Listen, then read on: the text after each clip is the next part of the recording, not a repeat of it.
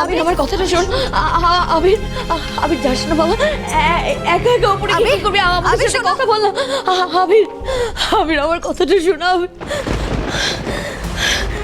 আমি এখন কি করব? কৌশিকী কৌশিকী কৌশিকী কৌশিকী বলছি, তুমি একমাত্র পারবে আমার আবিরকে সামলাতে। তুমি পারবে, তুমি বুঝতে পারছো তো কি বলছি? বাবা বাবা সামনে একটা ভালো দিন আছে, আর দেরি করে ঠিক হবে না। যত তাড়াতাড়ি সম্ভব ওদের দুজনের বিয়েটা দিয়ে দিতে হবে, বুঝেছেন তো? আগে দাদু ভাইয়ের সঙ্গে কথা বলো, আমরা তো একা ডিসিশন নিতে পারি না। হতে পারে কৌশিকী ওর ভালো বন্ধু, কিন্তু দাদু ভাইয়ের মতামতটা তো জানা দরকার। বাবা একবার তো নিজে থেকে সবকিছু করে দেখলো, কি পেলো বলুন তো? আমরা তো সবাই আবিরের ভালো চাই, তাই না বলুন? আমরা এটাও জানি যে পেখমার কোনোদিন ফিরবে না। আমি শুধু চাই আমার ছেলেটা ভালো থাকুক, আর কিচ্ছু না। আমি বলছি না যে ধুমধাম করে বিয়ে দিতে হবে, রেজিস্ট্রি ম্যারেজ হোক, ও দুবারের লোকজন সামনে থাকবে, ব্যাস এইটুকুই। কিন্তু বিয়েটা যত তাড়াতাড়ি সম্ভব দিয়ে দিতে হবে।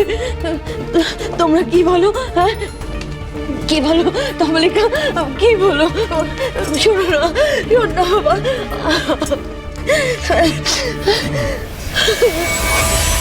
বেয়ান একদম ঠিক কথা বলেছে।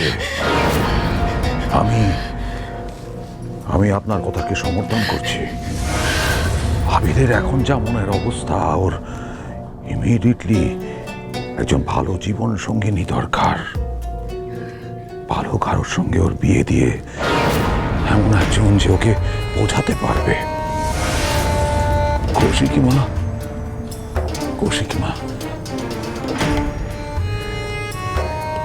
আমি জানি তুমি পারবে।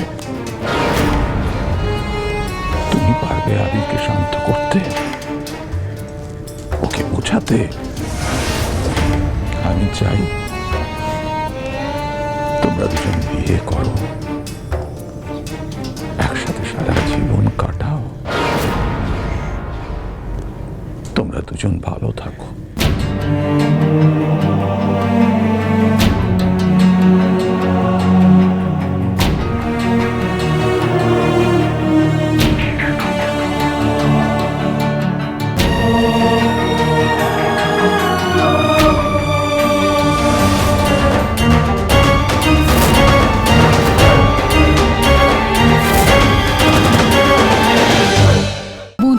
সোম থেকে রবি প্রতিদিন সন্ধ্যে 7:30টায় স্টার জলসায় ও ডিজনি প্লাস হটস্টারে।